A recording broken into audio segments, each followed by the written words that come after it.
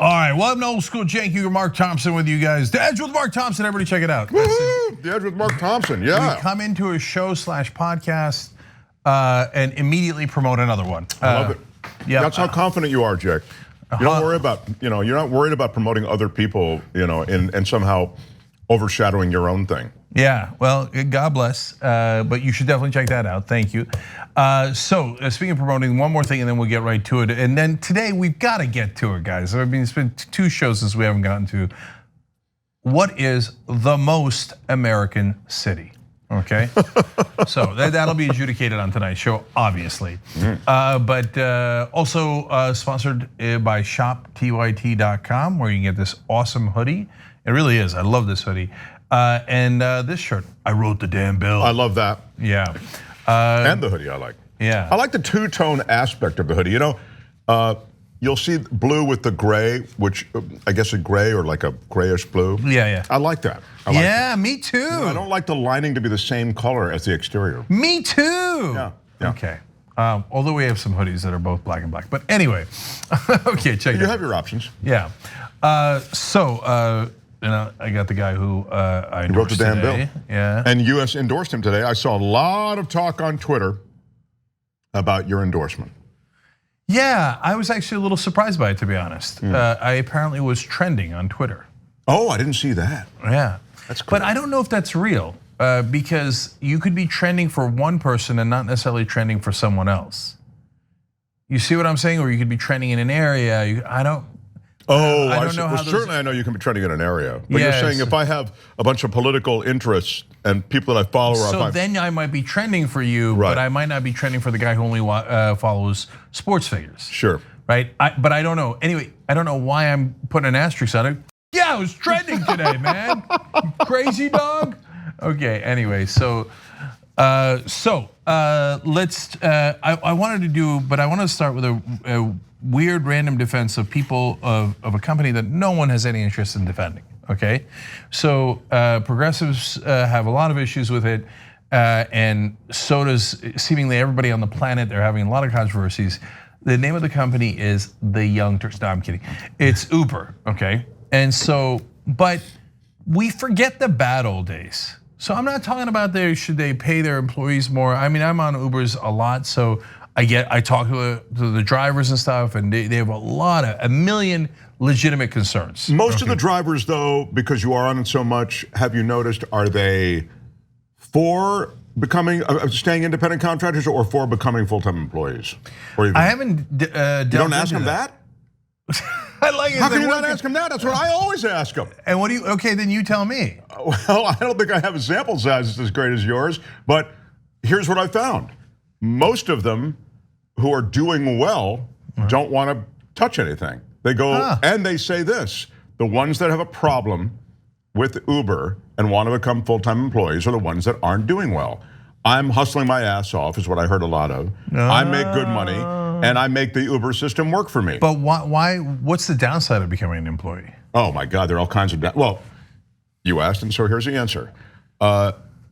First of all, when you're an employee, they can now dictate your hours. One of the great things about a side hustle is you can work anytime you want to, right? See, I knew there was an issue. And that's not all. Once you're an employee, they can dictate where you're going to be cruising for your routes. Right now, you can cruise wherever you want. Those are real significant problems. That's no joke. I mean, it's going to change the nature of that stuff that you do as an Uber driver. Okay, man, that partly relates to my story. So the other day, so Uber in LA got bad at the LA airport, and I travel at least once every other week, right? So I'm constantly at the airport. And so in the old days, when Uber first came out, and this is part of the anti-competitive stuff that people complain about, but I'm just talking about real life for a second, not about politics, right? And so when Uber first came out, they're like, oh, you want to go to the airport? $4. Right. You're like, wow. That's true. What? They did suck you in with amazingly low price. Right. And it was a town car always that picked you up at the beginning. Right? I mean, I don't know. They probably didn't think I was worthy of a town car, but it was like $4. And it was, I'm exaggerating, but not by much. I mean, I went to the airport. Of course, you don't know where I live in context of the airport. I don't live too far from it. But the normal ride would be But it's how a much? normal ride. I'm not like next door to it or anything. And I would easily get there in $14, right? I think I might have done it once in $12. I'm like, this is preposterous. Cabs used to take $50, $60 to get to the airport, to give you the context, right? And then the second thing that they would do is they're like, oh, we'll be there in 30 seconds. Like, I'll be like, duh, duh, duh. Oh, he's here, right? I don't know how they did that, but it was magic. Probably they paid well back in the day for drivers, so there were so many more drivers, et cetera, right? So now though, I get to the airport and it's like 18 minutes. Oh, you gotta wait 18 minutes. And then you'll wait 5 minutes and it'll be like 17 minutes. That's the thing, Cenk. If I can just interject for a second. Yes, you can. That's why we're doing the show together. It's even worse than that. It'll say 4 minutes. This just happened to me in San Francisco, and you'd think an area where there are lots of Uber cars. It says 4 minutes. Then it says 6 minutes. You've already committed to the ride. Yeah, 100%. That happens. It jumps up. It jumps up. It's not like it's always going down, but just not in. It's those approximate times are completely phony. I'm starting to think. Yeah, no. It's now starting to fall apart at the seams. That happens to me all the time now. So 4 minutes, 6 minutes. Oh, 3 minutes. Just kidding. 9 minutes. Like and then canceled. It's like out of nowhere. Yeah, that happens too. Right? So, but anyway, you were paying them a compliment, actually. Yeah. You started by paying. Apparently I was, but this is kind of like the worst. Lost in our abuse was a compliment somewhere. Yeah, the biggest backhanded compliment in American history. But anyway, so that day it says 18 or 19 minutes. I said, I'm just gonna take a cab, okay?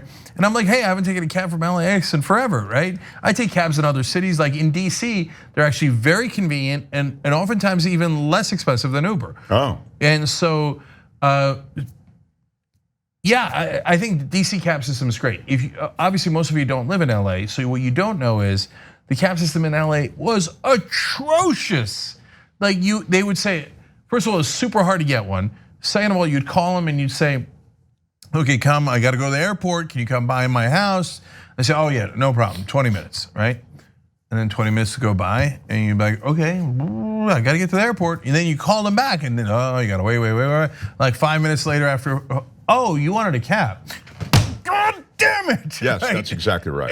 And so you'd go through that 3 different times. And like seriously, before Uber and Lyft in LA, if I called a cab, there was at best only a third chance that they would show up. Right. 2/3 of the time, just wouldn't show up. I don't care. I lied to you. I don't care that I've ruined your life. Right. Like the worst customer service of any industry in any context. I completely agree. And you could even schedule the cab to take you to the airport the night before. Like someone's go, okay, well, I'm gonna schedule it, lock it in. Yeah. And they would still treat you the way Cenk's talking about. It would just be like no show. One of the,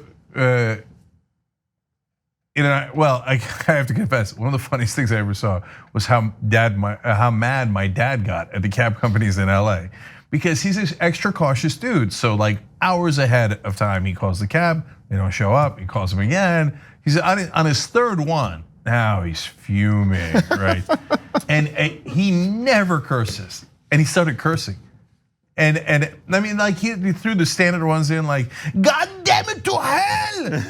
What are you doing? Well, what is this? Right? And so, but then he's like, he might call him a son of a bitch or something, right? But like curses I've never heard him say. God damn it to hell, okay, sometimes, right? But and so I was like, I kind of want to record this, but I feel your pain. I feel your pain. Anyway, so I get in a cab this time. So I say, okay, let me do this. I haven't done this in years, right?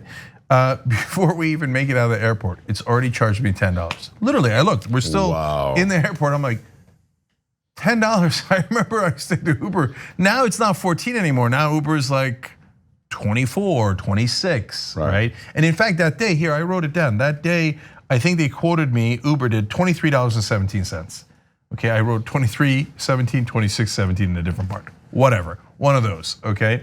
So I'm like, okay, we're not out of the airport, it's $10. It ain't gonna be $16 the rest of the ride, okay? Right. And then, but my favorite is, so I give my home address, you get in, because in Uber they already know, and they already have the route, et cetera, and I'm used to it, and I forgot how it was in a traditional cab. So I get in and he goes, okay, where are we going? I was like, oh yeah, good point. Okay, so I give the address, he's like, where's that? I don't know. Isn't that kind of, like I could tell you, but isn't that kind of your job, right? Right. And he's like, oh wait, I got an idea. Let's use one of those navigation things. I was like, oh geez, and Lord mercy, dude. Yeah, let's use one of those navigation things. Oh my God. Okay, and then his phone kept going to screensaver. So he's like, oh man, I don't know if we're supposed to take a right or a left. I can't get this screensaver thing off, right? I'm like, oh, just go, please make it right. I'm begging you. Just okay, fine. I'll just tell you all the directions. Let's just get home, right? And of course he gets out of the airport because I didn't think I had to tell him how to leave the airport. Oh my God. Okay, screensaver doesn't know where she's going. We're on the wrong highway. Okay, so then we got to get off the highway, do the thing, blah blah blah, and so we finally get home, and it turned out the price wasn't that bad. Okay, it was $33.85. Okay, I wrote it down. But you know me, I'm really cheap, so I'm still like, that's a little painful. And then I'm like, oh no, I forgot the tip. See, in Uber, I still tip, but at least I get to forget about it. I tip the next time I'm taking the Uber. Right, they say it's the delayed tip isn't as painful if you're, and you're just like, oh yeah, sure, 5%. I'm just kidding. Okay. You have to tip high, because people know who you are. Yeah, oh yeah. If you recognize someone, everyone in any service industry, you ought to do something to indicate to that person that you recognize them. You don't have to fawn over them. You don't have to, make a scene. But if you indicate in some way, like, oh, I'm a big fan, it's a pleasure to meet you, or whatever, and then you just go on about your business. If you're in a tip-related, gratuity-related industry, the person is almost obligated to leave you the very best tip. 100% right. So it happens every time. So if they don't recognize me, I mean, look, you're the waiter, right? No, I stopped being a dick. I go to 20%. Sure. Right? Like that took me a lot of time to get there, a couple of decades. But like through peer pressure from like Mark and Ben and Michael and like, oh please stop being a dick. You're so embarrassing, right? So I finally got to 20%, and I'm telling you the reality. But if they say, oh, I love the show, I say, oh God damn it, I gotta do more. I'm telling you, it works 100% of the time. So that'll get you all the way up to 25%. Sure, you're gonna make some money. All you have to do is say, big fan. Don't want to make a big deal, but I'm a big fan. That's all you need to do, and you're gonna get the money. Look, if I ever had money though, like my problem is I don't really, like it's not just that I'm cheap because I'm a dick. It's because I really have, my whole life I've never really had that much money. I had like a window when I was on MSNBC, and Current TV actually paid pretty well. So when I was on TV, like I was like, oh man, I'm like, I'll go to 22%. Okay, you think I won't? You think I won't? Here, there it is. Okay, I'll round up. Okay, the double deuce. No, seriously, when I was at MSNBC, so they send when you're on TV, they send limos for everything. Like, and I told the story before. They once sent a limo or car, right? But they're nice cars. I mean, they're traditionally they're not like the stretch limousines, but they're limo service, right? They once sent a limo for my back. Wow. Okay, and I'm like, geez, Lord mercy. I was like, we're wasting a lot of money. The guy next to me was like, dude, at the time, was it GE? No, Comcast had bought it. And he's like, it's Comcast money. Who cares? Let him do it. Yeah. And I was like, okay. I had a series on Fox called Guinness Primetime. It was with guys would come on, guys generically, men and women, and they would set Guinness records, right? And I was the host of that show. We taped it in Hollywood.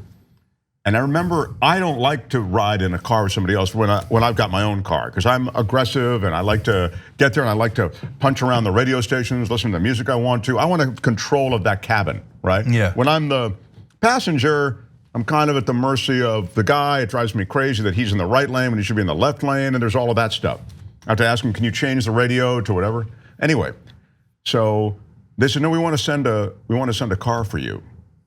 And I said, no, I really like to drive myself. They said, no. You're the host of the show. You deserve a car. And I'm thinking, they don't give a damn about that. There's something else going on here. And you know what it was? It was this. I know, but go ahead. They want to be able to keep a tab on you, to know that you were picked up at 6 a.m. and that you're going to be in Hollywood at 6:45 a.m. Yes, they want to control you in a sense. I mean, that way. Yeah. They have control of your coming and going, right? Yeah, I don't think it's necessarily to be like weirdly ideologically Big Brother-esque, but no, they have a show to do. They want to make sure that exactly. They want to make sure that you show up on time, right? But they probably, to be fair to them, hosts are usually douchebags. And so I bet you they've gotten burned a lot. Oh, and guys getting there late. Getting there late. And so what I said is, hey, look, I think I know what's happening here, and I don't blame you. Like if I'm going to hold up production, that's going to be bad. So I'll tell you what, I'll drive myself to the show. I have this conversation with the executive producer. If I'm late, even one day, then it's a town car or whatever you want. And from that point on, you can drive me. And I just was never late. In a way, I screwed myself because I couldn't allow myself to be. The thing, you can be late because you can nib the driver waiting or whatever, I suppose. But. Yeah, that's true too. But so to finish that thought, because I'm actually going to say one positive thing about myself, which is going to break the trend here, at least on today's show. So when I remember MSNBC just send a car, and it's great actually because my parents live in New Jersey. It takes like an hour and 15, hour and a half to get there, and I usually take the bus. And I'm a big guy, you squeeze into the freaking bus. There's 1,000 stops, right? You're a host on MS, and you're taking a bus? No, well until then, okay. and probably in the beginning because I'm just so used to it. And then I have the big bag, and you got to put it underneath, wow. Like you open up the thing of the bus and put it underneath there, and then close it, and hope you don't get run over on the highway and stuff. And like the worst part is the 28 stops, though. I mean, it's squeezed in 28 stops, and you can't make calls because everybody's like, yeah. And so you can't fall asleep because it's so tight, and then you don't want to miss your stop. So you're like, did I get there yet? Okay, so it's just miserable. So they say, we'll have a car drive you to your parents' house. I'm like, yes, right? Yeah. Now they pay for it and they pay the tip. I know that, and I double checked, triple checked, right? But I was like, I'd give it 20 on top. And I felt so good. Oh yeah. Yeah, like I don't know that that's like a big thing. Maybe like other people give 100, I don't know. No, that's pretty cool. Yeah, but it's certainly possible, because hosts are usually the worst. I'll talk about that in a second, right? Yeah. That people don't give them anything, right? Right. But I was like, hey, I'm making money for the first time in my life. And so I'd give them money on top, and like a decent sized tip, right? And if we were going to New Jersey, it might even be more. Okay, I might give them 40 or something. And I tell you, look, actually being generous, kidding aside, being generous is wonderful. It makes you feel great. Sure. Like, in fact, reason number 4, but only 4, as to why I want to be rich, is so that I can be generous to others. The first 3 are all about me, okay? But I'll eventually get to you. Well, even the generous to others, you really get quickly to the fact that you feel good about. Yeah, it is, but I'm keeping it real. Yeah. Which is that's why I say on the show all the time, fulfillment's a hell of a drug. Yeah. Like you're not doing like the hard work of trying to change whatever it is that you want to change, or promote whatever you want to promote, or save whatever you want to save. You're not just doing that. I'm not telling you to do that because it's the right moral thing to do. I'm telling you that because that's true, but once you get to the final result and you save the Dolphins or whatever you did, you're gonna feel great. Yeah. You're gonna feel fantastic. Yeah, and to go back to your example or to your experience where you actually were tipping, that's coming from a selfless place. In other words, you're not tipping so you can feel good about yourself. You're tipping because you have the means and you're passing it on, and then you feel good about yourself. In other words, it's not a selfish act, obviously. So to distinguish it. Agree to disagree. Well, did you have the same driver like over and over when you were doing that? No, oftentimes. But they already knew what you knew because they drive famous people all the time. So like I'm a schlep, right? Like I barely made it onto MSNBC. In the beginning, I'm a contributor like at 3 in the afternoon, and ain't nobody know me, right? But they play it up, and if they know you, they play it up even more because they've dealt with folks, right? And everybody they drive has lots of money, right? Sure. Yeah. So anyway, bless their hearts. Nothing wrong with that. Yeah. Great. I always felt I didn't interrupt you. No, go ahead. I was going to say I always felt on the tipping thing when it comes to Uber, to get back to what you were talking about, and the ride shares, Lyft, Uber. I thought one of the good things was that they had baked the tip in. Like, go ahead. Yeah, I love it. I love it if you bake it in. Yeah. Give the tip, make it 20% or whatever it is. bake it in so I don't need to worry about it. I thought it was really, If I would rather pay a 20% baked in tip than pay 18% not baked in. Okay, 15%, we're having a conversation. But seriously, like all kidding aside, again, I'd rather pay more as long as it's baked in, so I don't have to even the stress of that second and a half of which one? Well, was it a good ride? I can't help but think. I bet you a lot of you have the same thing. Like, was it a good ride? Was it a bad guy ride? Was it a good guy? I don't remember. That was like 2 weeks ago because it's the second. Now I'm using Uber. I'm like, how was Mohammed? Which one was Mohammed? Oh, right, he wasn't a Trump supporter. He's Mohammed.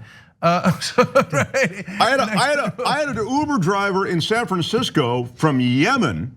Okay, that's huge because the Yemenis really hard to get to this country, so he had to come long ago, and he spoke with a thick accent, which I like because I like that ethnic thing.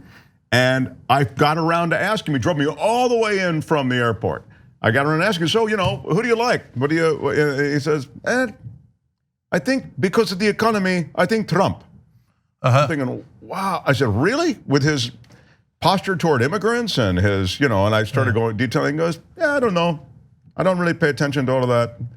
They say the economy is good, so I think Trump. There you go. It was a wild. Yeah, no, it happens. It does. Yeah. It doesn't happen as often as it used to because Trump is so polarizing, right? But yes, I ran into a Latino guy driving a cab in New York who was a huge Trump supporter, got mad at me and stuff. Oh, wow. Yeah. Si se Trumpe. Not a thing. Okay, anyway. But these days, like, I'm in Ohio, I'm in Texas. These are real stories, right? I'm in Iowa. It's a white male in their 50s.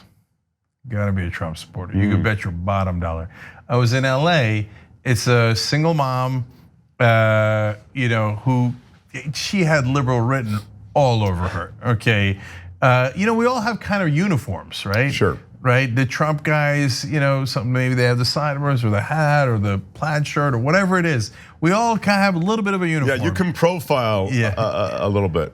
Yeah, and I was like, look, I'm going to ask you who you're supporting. But I'm going to write down the answer here ahead of time. But I look, and I told her about stereotypes. I told her the whole thing. Oh, that's cool. That's cool. And I said, you've got at most a 9% chance of being a Trump supporter. Right? And she's like, try -9, right? Yeah. Like, oh, just nails on a chalkboard. So I said, who do you want on the Democratic side? She's like, you really haven't been paying attention. And I was like, yeah, okay, but it's like, I like Bernie. I liked Bernie last time. I like Bernie. I think I like Bernie this time. And I think I said, well, how about Elizabeth Warren? She's like, who is she? Wow. You know what that tells me? People are busy.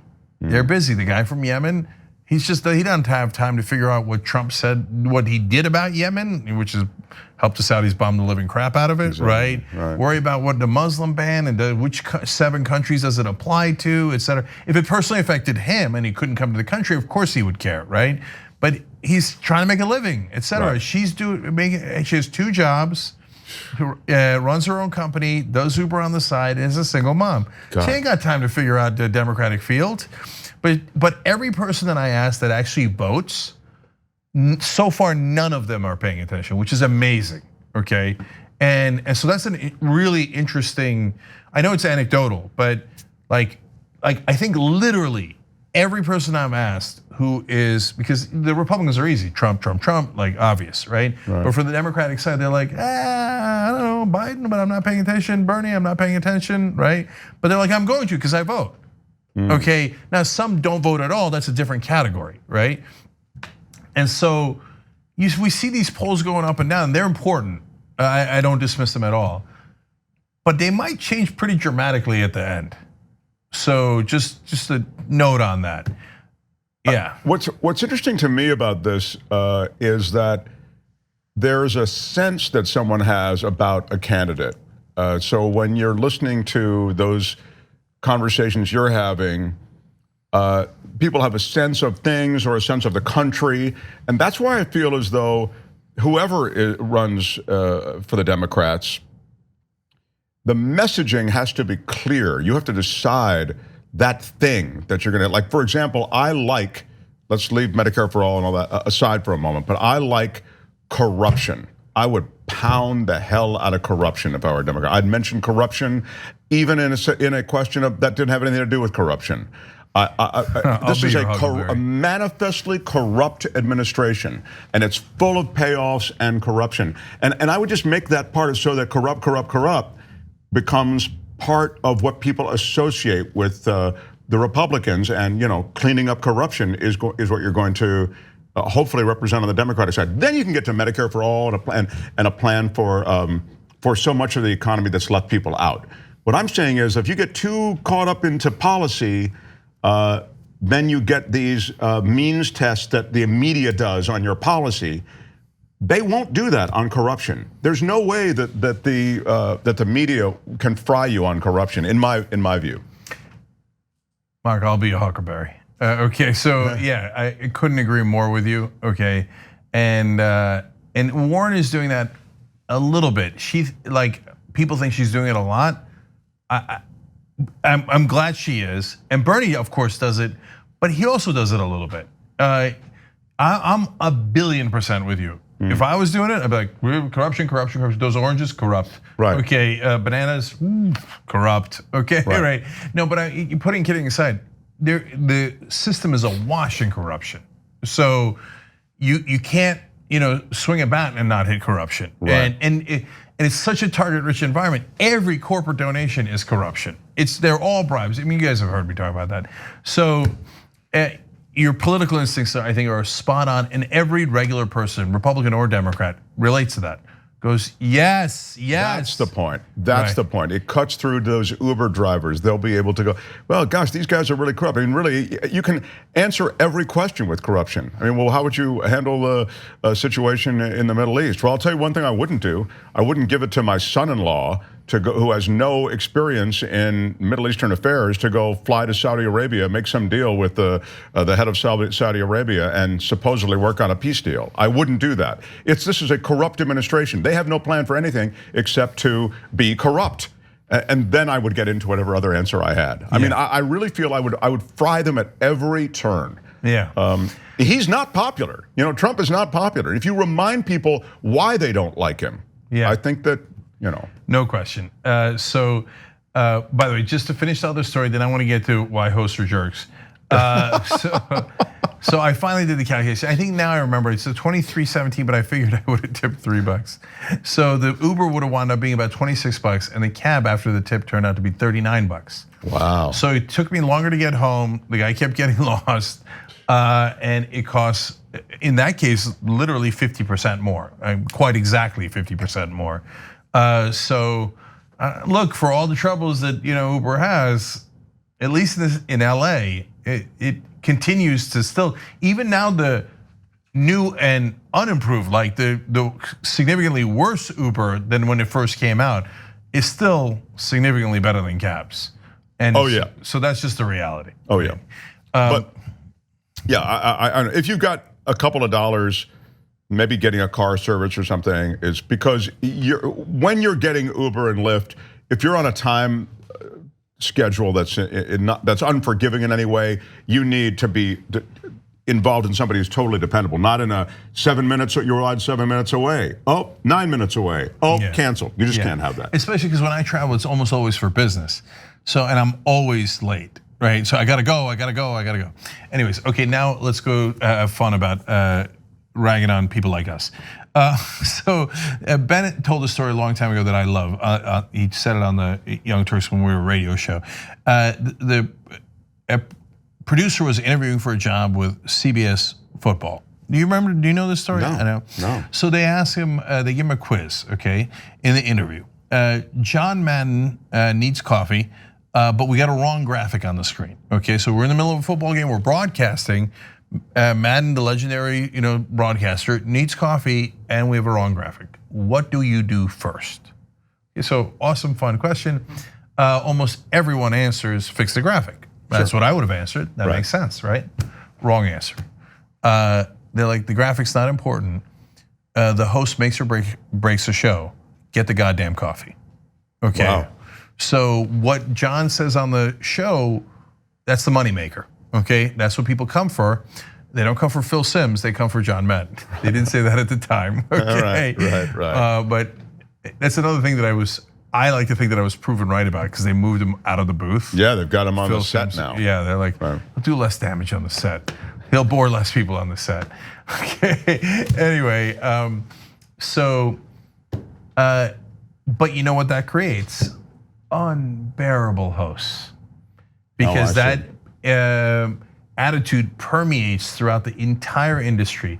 And in fact, the only profession that is called talent are the people that are on air. Oh, is the talent here? Okay, oh, he's talent, right? Well, what the director's talented too, right?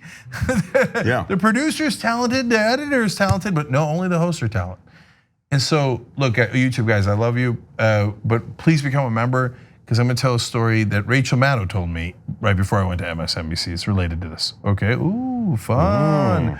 TYT.com/join. Okay, that's so people are going away right now, is what you're saying? Some portion. Okay, good night and good luck. And but the podcast continues. The TYT Plus app is now available on iOS and Android. Download to get more TYT content at tyt.com/app.